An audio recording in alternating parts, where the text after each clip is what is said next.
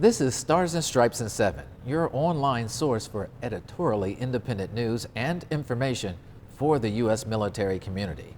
I'm Lamont Easter. Europe's coronavirus cases are surging at a record pace, with hospitalizations and deaths on the rise. The Omicron mutation has added an extra layer of uncertainty, but the continent's immediate problem is grappling with the wave of infections that's already put countries back into lockdown. Germany and Austria have stringent restrictions on the unvaccinated and have proposed mandatory vaccinations already, while other countries plan to fine those who refuse.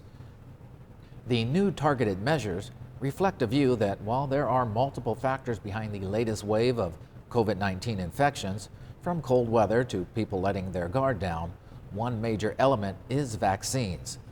European Union countries may have managed to put about 640 million shots into arms, but about 150 million people still aren't fully vaccinated.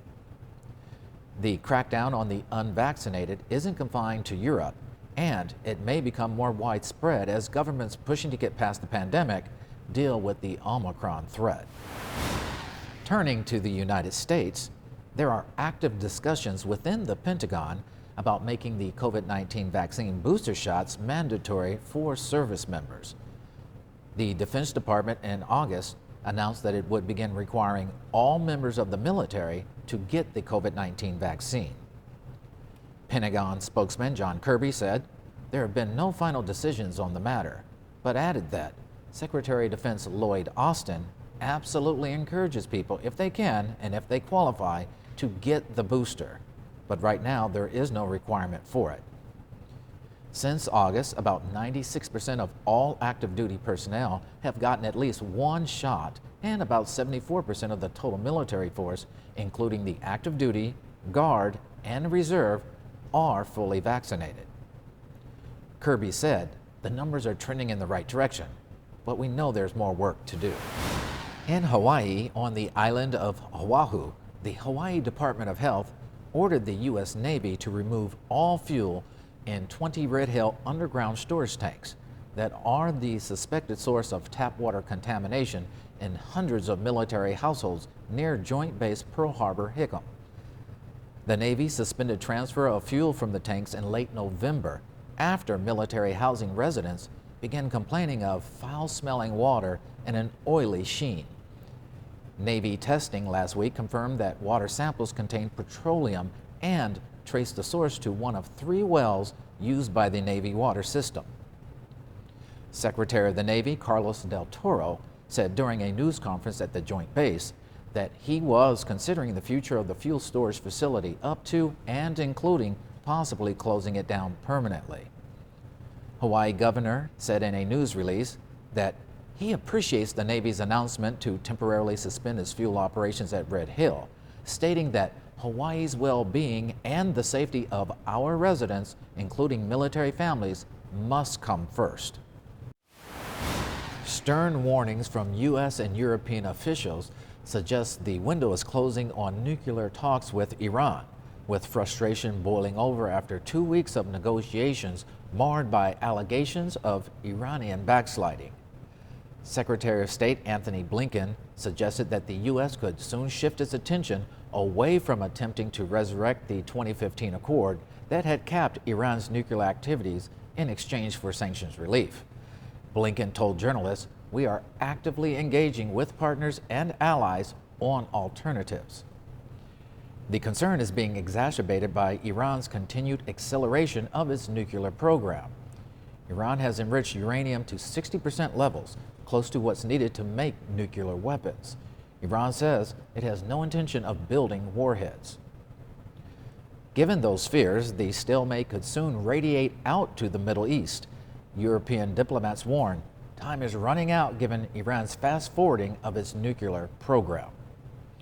The U.S. said last week that Iran could face fresh sanctions if negotiations fail and could be censored at IAEA over its lack of cooperation with inspectors.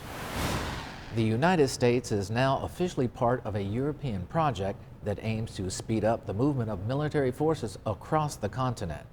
Canada and Norway also joined the European Union initiative, marking an important milestone.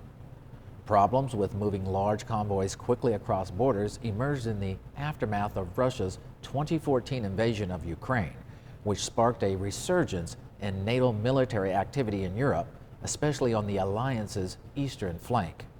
U.S. military leaders have emphasized the need to ease custom regulations and bolster infrastructure along NATO's eastern flank to ensure that armored units and military hardware can maneuver with speed in a crisis. Dutch defense officials emphasize the importance of the U.S. role in it, giving the large number of American forces that are regularly sent to and from the continent. Formal announcement of the move came at a time of Western angst over a large-scale buildup of Russian forces in Eastern Europe. Finally, on a positive note, pandemic exasperation became inspiration for an Air Force doctor from Ohio, who turned an unexpected moment of levity into a whimsical work of virological verse. Colonel Colleen Kelly, the 910th Medical Squadron Commander, is the author of COVID Schmovid, a primer for survival. It mirthfully explains how children can safeguard themselves against the coronavirus infection. Through its stanzas, the book addresses mask wear, personal hygiene, and social distancing, offering parents a way to open conversations with even the littlest youngsters. The idea for the book came to Kelly during a virtual meeting.